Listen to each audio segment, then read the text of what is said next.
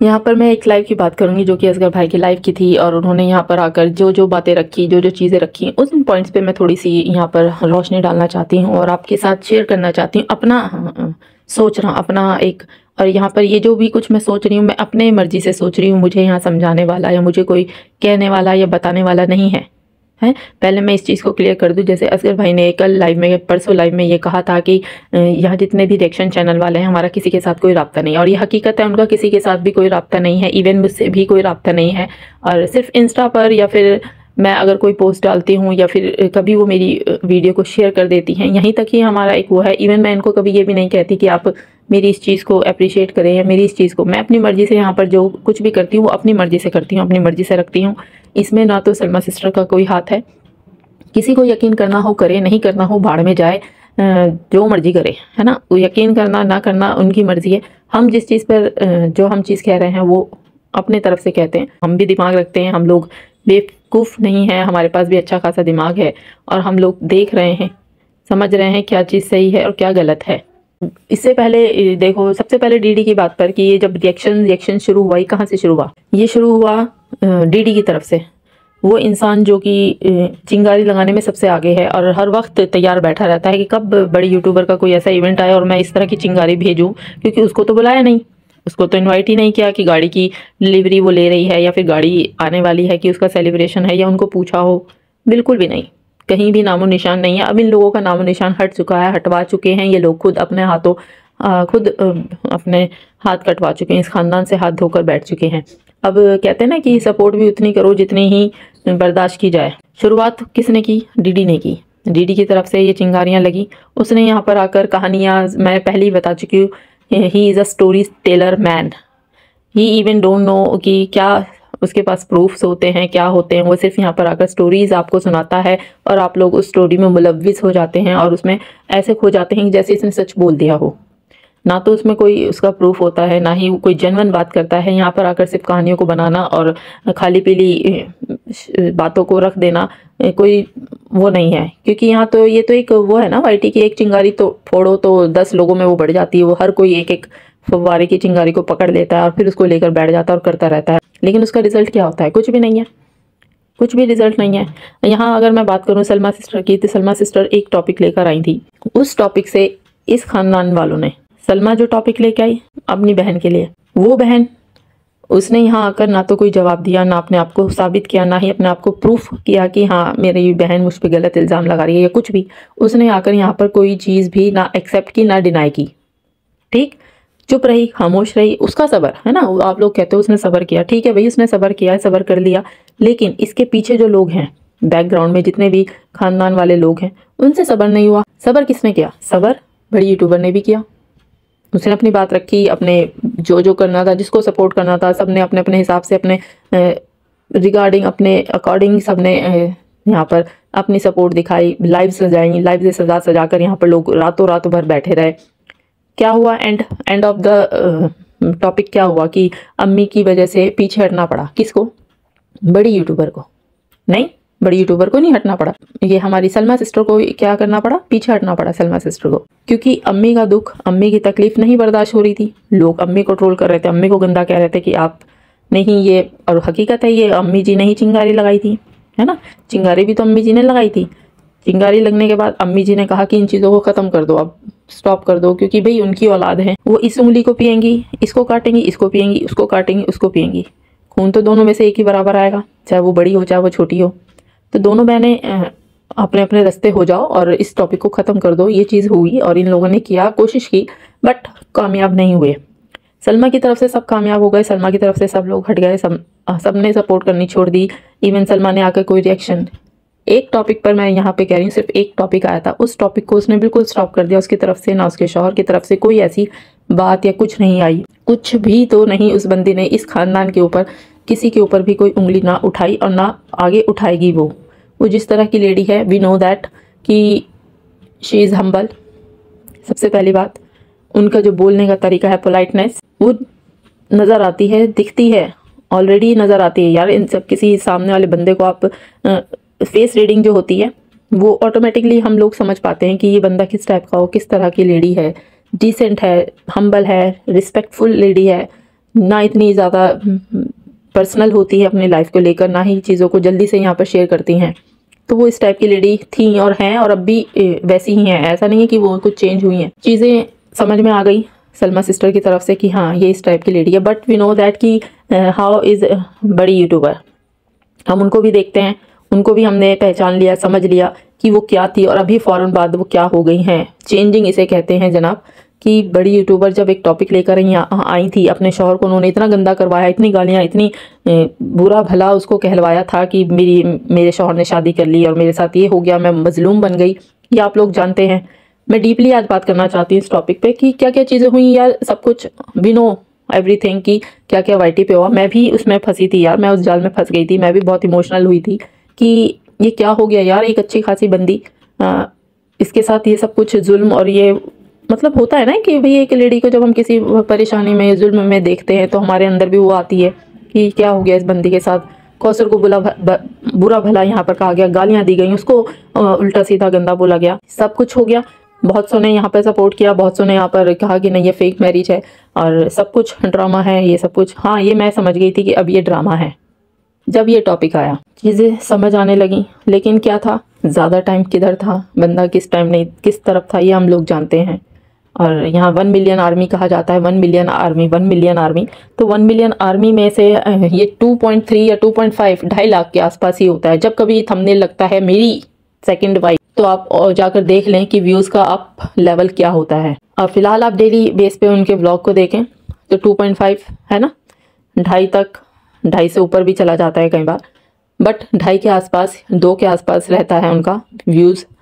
उनको भी पता है कि मेरा जो हाई पीक लेवल है वो कौसर से होता है, वो अच्छी तरीके से जानती हैं, इसीलिए वो थंबनेल ऐसा लगाती हैं। बट उसमें देखो कौसर का मीटअप कहाँ होता है, कुछ भी नहीं है। वो अपने व्लॉग में अपनी होती हैं, सिर्फ अपने शौहर के पीछे पीछे चल के उन्होंने वो जो वीडियो बनाई वो उन्होंने दिखाया कि meet my husband second wife, मेल मिलाप दिखा दिया सब कुछ। वहाँ भी गालियाँ पड़वा दी शौहर को कि देखो मेरे साथ क्या रवैया है, इनके साथ क्या रवैया है, किस तरीके से मेरे साथ पेश आता है ये बंदा और इसके साथ कितना। वो हमें पता है कि वो ओरिजिनल लव जो है वो कौसर की तरफ है, यहाँ नहीं है, शुरू से ही नहीं था। दैट्स वाई उसने वो शादी की, इसलिए वो उसने उस तरफ अपना हाथ बढ़ाया। 13 साल मोहब्बत कहते हैं ना ये लोग कि 13 साल की मोहब्बत थी, और 13 साल की मोहब्बत के बाद वाइफ ने इजाज़त दी थी कि शादी कर लो। शौहर ने अपनी मर्जी से तो शादी नहीं कर ली थी, जाकर इजाज़त लेकर शादी की थी। सब कुछ हो गया, ये टॉपिक ख़त्म हो गया। लोगों ने बहुत उल्टा सीधा बोला। पाकिस्तान से सऊदी चली गई भाई, वहाँ पे अफरी तफरी की, उम्रा भी किया, मॉल्स में घूमना, पार्क्स में जाना, ये सब कुछ इंजॉयमेंट वहाँ पर हुआ। आफ्टर ऑल रिजल्ट क्या निकला हम लोग जानते हैं। टॉपिक आया दोनों बहनों का, चिंगारी अम्मी ने लगाई, सब कुछ वी नो एवरीथिंग। कहानी हमें पूरी पता है सारी, हमें क्या क्या हुआ, क्या क्या चला। ये टॉपिक बंद हो गया। सलमा छोड़कर चली गई टॉपिक को कि मुझे इस टॉपिक पर अब बात नहीं करनी, लीव दैट, मुझे कोई फ़र्क नहीं पड़ता कोई क्या करता है, कोई मेरा साथ देता है या नहीं देता, मैं अकेली ठीक हूँ। अब यहाँ पर आकर असगर भाई ने जो लाइव रखी, उनका पॉइंट क्या था, मेन पॉइंट क्या था कि यही था कि जब मैं चुप हो गया हूँ, क्यों फिर ये लोग बार बार आकर इस टॉपिक को यहाँ पर छेड़ते हैं, क्यों बार बार आकर यहाँ ये कहते हैं कि प्रूफ दो, प्रूफ दो। क्यों?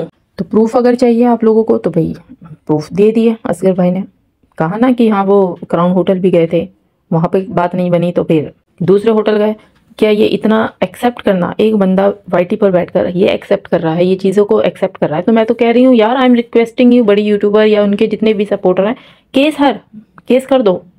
वो भी चाहते हैं भाई कि केस कर दो।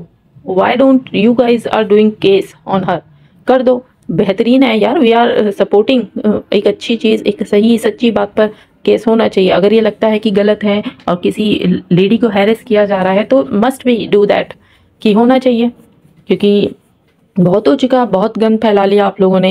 एक बंदा जब चुप कर रहा है, फिर उसको बार बार घसीटा जा रहा है, फिर उसको बार बार यहाँ पर छेड़ा जा रहा है, उसको कहा जा रहा है कि फिर तो आप सपोर्टर नहीं हुए। जैसे कहा भाई असगर भाई ने ना, बिल्कुल सही बात कही कि तुम तो सपोर्टर हो ही नहीं, तुम खुद चाहते हो कि आपकी जो मालकिन है वो जल्द से जल्द एक्सपोज हो और ज़्यादा एक्सपोज हो और उसकी बदनामी हो। क्यों इतना उसको ट्रोल करवा रहे हो आप लोग? फिर तो गलती आप लोगों की है ना, जो दूसरी तरफ बैठे हुए लोग यहाँ पर बार बार ये कह रहे हैं कि नहीं प्रूफ चाहिए। आप सलमा का प्रूफ दे दो, सलमा का भी दो। जब ये पूरे इस घर खानदान में सबके यार और प्यार मोहब्बतें निकल रही हैं तो तुम भी प्रूफ दे दो। क्यों नहीं है प्रूफ? इनके पास जो प्रूफ है वो तैयार हैं देने के लिए। चाहे वो कोर्ट में ही सही। चलो हमें नहीं चाहिए वाईटी पे, वी डोंट वांट कि वो वाईटी पर आए, हम नहीं चाहते कि कोई वाईटी पर आकर जलील इतना हो जाए। ठीक है, उसकी लाइफ है, वो चल रही है, अपने बच्चों के साथ हैप्पी है, इधर सलमा भी हैप्पी है। बट ये जो बीच के लोग हैं, बीच के जो ये बिचौलिए लोग हैं, इनको बड़ी आग है, इनको बड़ी परेशानी है कि क्यों क्यों क्यों क्यों ऐसा कहा जा रहा है। तो कहलवाने वाले भी आप लोग हैं, खुद कहलवा भी आप लोग रहे हैं, फिर यहाँ पर मजीद लाइव लगा लगा के बैठ जाते हैं, मैं यूँ कर दूंगी, मैं यूँ कर दूंगी, मैं ये कर दूंगी। तो फिर कर दो यार, कर दो। वो तो बंदा डेफिनेटली, बंदा डंकी की चोट पर बैठकर कह रहा है कि मैं एक्सेप्ट करता हूँ। उन्होंने डिनाई नहीं किया, डिनाई किया कहीं पे, किसी भी वर्ड को डिनाई नहीं किया, किसी चीज़ को उन्होंने डिनाई नहीं किया। इवन वो तैयार हैं कि मुझ पर केस करो, मैं जेल में जाने के लिए तैयार हूँ। फिर क्यों उधर से देर हो रही है? परेशान तो आपके सपोर्टर्स हैं, आपके मेज़बान जो आपको सपोर्ट करते हैं वो परेशान है। डीडी परेशान है सबसे ज़्यादा कि उसको अपने पैसों की लगी पड़ी है, उसको अपना पैसा चाहिए। सबको अपने अपने मफाद के चक्कर में यहाँ पर आप एक बंदी को या फिर दो बहनों के बीच के रिश्ता जो भी रहा उसको और ज़्यादा मज़ीद ख़राब करना चाह रहे हो। ये तो यही चीज़ हो रही है ना। फिर यहाँ तो कोई भी किसी का सपोर्टर नहीं है। फिर तो ये सब चीज़ें, गंद मचाने वाले भी आप लोग हो, गंद करने वाले भी आप लोग हो, हर चीज़ में फिर आप लोग हो। ना तो बड़ी यूट्यूबर कुछ कहती है, क्या उसने कहा यहाँ पर आकर कि भाई मैं इस तरह से परेशान हूँ या मेरे लिए मेरे हक में ऐसे बोलो? क्या वो कहती है आपसे? या इधर से सलमा सिस्टर कह रही हैं कि आप मेरे लिए, मेरे हक के लिए लड़ो? बीच में कुछ लोग हैं ना इसी खानदान के जो ये चीज़ें करते हैं और इन चीज़ों को यहाँ पर लेकर आते हैं। अब एक और नया आप लोगों ने यहाँ पे खुद अपनी बड़ी यूट्यूबर को, अपनी मालकिन को आप यहाँ पर एक्सपोज करवा रहे हो। जब बंदा परेशान हो जाएगा फिर तो वो पुरानी चीज़ें लाएगा। अच्छा, एक मेन पॉइंट मैं यहाँ पर रखना चाहूँगी कि जब ये चीज़ आई थी, जब ये टॉपिक आया था इन दो बहनों का, तो ये डीडी साहब का रोल क्या था? अपनी बड़ी यूट्यूबर को सपोर्ट करना था, उसने किया, कैसे भी दिल से किया, अच्छे दिल से किया, जो भी किया उसने सपोर्ट दिखाया। ठीक, ये जो टॉपिक अभी ये लेकर आया है आमिर अब्बासी का, ये उस वक्त कहाँ था? ये आमिर अब्बासी का टॉपिक, ये वो बंदा है भाई, ये वो बंदा है। अगर ये टॉपिक जब आया था तो सबसे पहले ये इसको गंदा करता, सलमा को गंदा करता कि मेरी बड़ी यूट्यूबर को क्यों गंदा कहा जा रहा है। तो ये क्या चुप रहता उस वक्त? तो ये जाहिर सी बात है, ये कहानी है, कुछ ना कुछ तो करना है ना। टॉपिक को किसी तरीके से मजीद और खींचना है कि बंदी को इतना हैरेस कर दो, तो हैरेसमेंट है ये। तो ये आप हैरेस कर रहे हैं, उधर सलमा सिस्टर को इस कदर हैरेस कर रहे हैं आप, तभी तो उनके शौहर आए हैं। कैसे बर्दाश्त करेगा? कोई भी नहीं बर्दाश्त करता।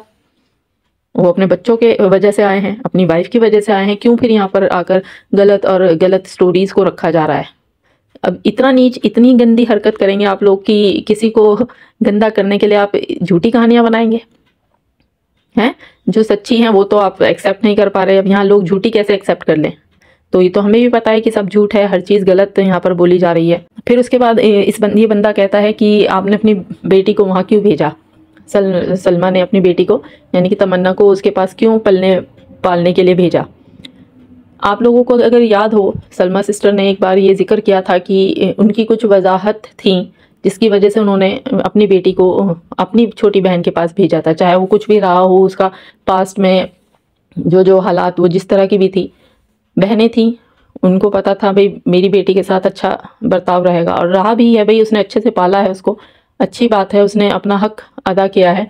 मैं ये नहीं कह रही कि नहीं किया, उन्होंने पाला पोसा उसको, उसी तरह मोहब्बत और प्यार दी, अपने बच्चों की तरह उसको जवान करके उसने भेज दिया। तो उसने पैसे भी दिए, ऐसा नहीं है कि सलमा ने ऐसे ही पलवा लिया अपनी बेटी को। उसने बाकायदा हर महीने उसका खर्चा भी भेजा है, उसकी पढ़ाई का भी खर्चा भेजा है। ये नहीं है कि सिर्फ उनका काम था अपनी बच्ची को घर में रखना। इधर फातिमा भी रहकर गई है 6 महीने, और वैसे भी आती रहती हैं बीच में बच्चे। तो फुप्पो थी, ये खाला थी, यहाँ पर तमन्ना की ये खाला है, फातिमा की ये फुप्पो हैं। तो दोनों फ़र्क है ना, बहुत फ़र्क है। उनके जो रीज़न थे आप उनके व्लॉग में जाकर सुनिए कि उनके क्या रीज़न थे।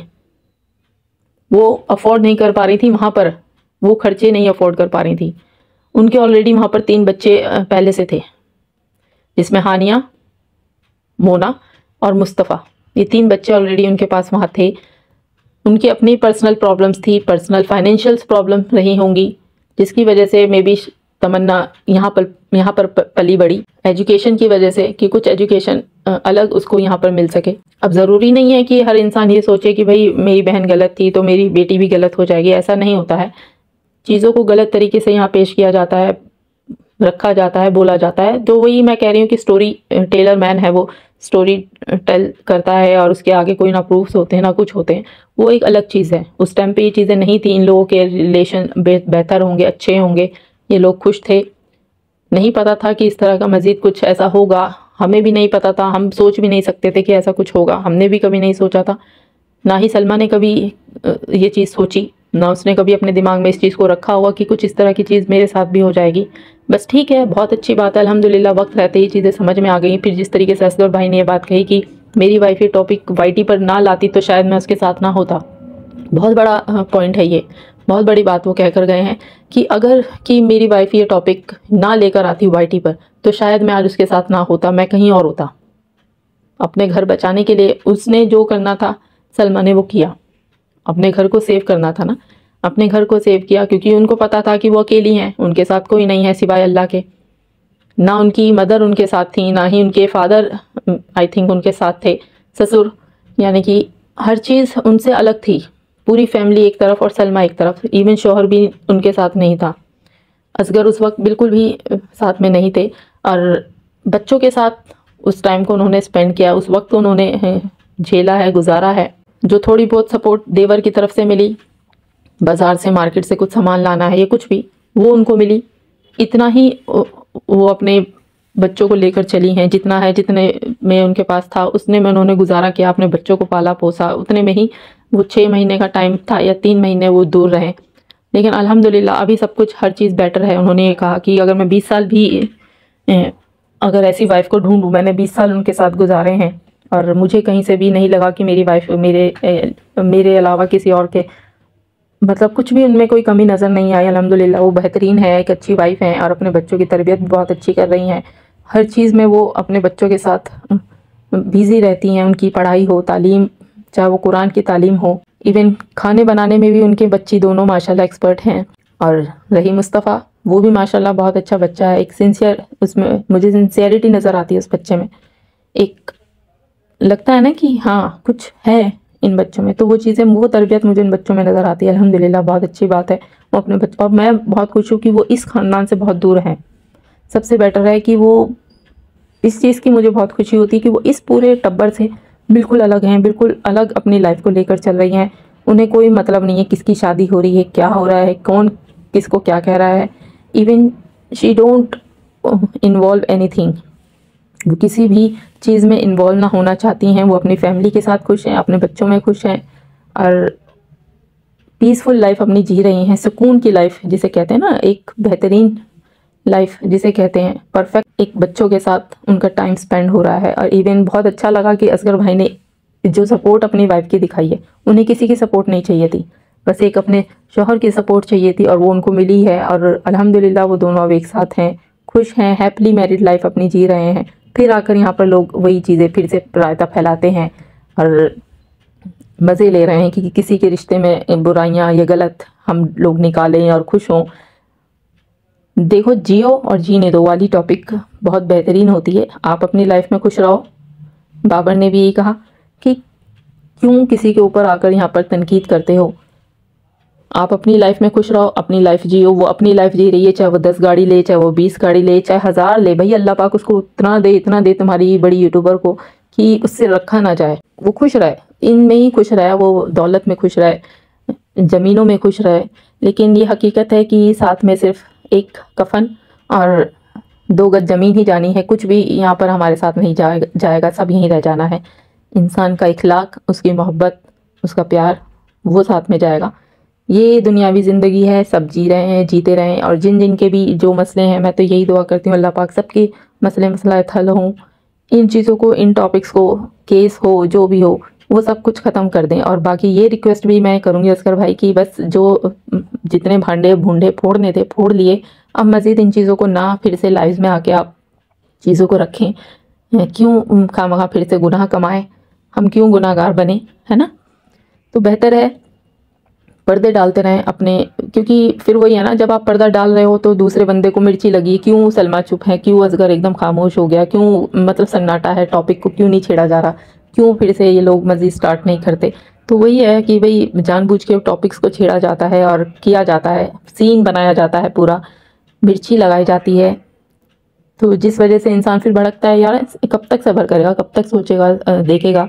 तो इसी वजह से उस बंदे ने फिर आकर यहाँ पर हर चीज़ को रखी, बोली, जो कि मुझे लगता है हो जाता है यार, हर इंसान गुस्से में कुछ भी कह देता है, बोल देता है, फिर आके उससे सब्र नहीं होता कि आखिरकार वो जब चुप है, फिर उसकी औलाद के बारे में और उसके बच्चों के बारे में, उसकी वाइफ के बारे में फिर से ऐसी गलत बातें बोली जा रही हैं, तो कोई सब्र नहीं करता भाई, यहाँ पे सब्र नहीं देखा जाता। फिर इंसान हार जाता है, मजबूर हो जाता है वक्त के हाथों, तो उसे फिर आकर यहाँ अपनी बात रखनी पड़ती है, बोलना पड़ता है। उसे ज़रूरत नहीं है हमारी भी, मैं ये बताऊं तो हमारे बोलने से इतना फ़र्क नहीं पड़ेगा जितना वो बोल कर गए हैं। और सबको एक टॉपिक मिल गया है यहाँ पर बात करने का, और उसके बाद तो कोई बात बैठती ही नहीं है, बनती ही नहीं है। जब इतनी बड़ी बात वो कहकर चले गया है बंदा कि भाई केस कर दो, है ना। तो इनको सोचना चाहिए, इनको समझना चाहिए, इनको अपने सपोर्टर्स को डिसऑन करें ना करें, इनको सोचना समझना चाहिए, इनकी मालकिन को समझना चाहिए कि क्या चीज़ें हो रही हैं। मेरे हक में बोलने के चक्कर में मुझे ही बर्बाद किए चले जा रहे हैं ये लोग। तो बेहतर यह है कि चुप रहें, क्योंकि ऐसा करने से देखो इनके बच्चों पे, इनकी जो नस्लें हैं उन पर असर पड़ने वाला है, बहुत ज़बरदस्त असर पड़ेगा भाई। उनके रिश्ते होंगे, शादियां होंगी, ससुराल वाले ताने मारेंगे, तो बहुत चीज़ें हैं। उनको सोच समझकर अपनी लाइफ को आगे लेकर चलें। बाकी सलमा सच्ची थी, सच्ची है और रहेगी। बाकी यहाँ बोलने वाले जो भी कुछ है बोलते रहें, हमें फ़र्क नहीं पड़ता। और ऐसे ही सलमा सिस्टर को भी फ़र्क नहीं पड़ता। तो उधर जब बड़ी यूट्यूबर को फ़र्क नहीं पड़ता, उसके ऊपर लोग इतनी बड़ी बड़ी बातें कर जाते हैं, तो यहाँ तो ये तो बहुत छोटा सी बात है। लोग बोलते रहें, जो मर्जी करते रहें। तो खैर अल्लाह पाक इन सबको हिदायत दे, अल्लाह मुझे भी हिदायत दे और इन लोगों को भी हिदायत दे। तो मेरी तो यही दुआ है दिल से। और फिर मिलेंगे एक अच्छी सी वीडियो के साथ, पॉजिटिविटी के साथ। यही था मेरा एक छोटा सा पॉइंट ऑफ रिव्यू, और आप लोगों को कैसा लगा मुझे कमेंट बॉक्स में ज़रूर बताइएगा। फिर मिलेंगे एक अच्छे से रिव्यू के साथ, एक अच्छे से वीडियो के साथ।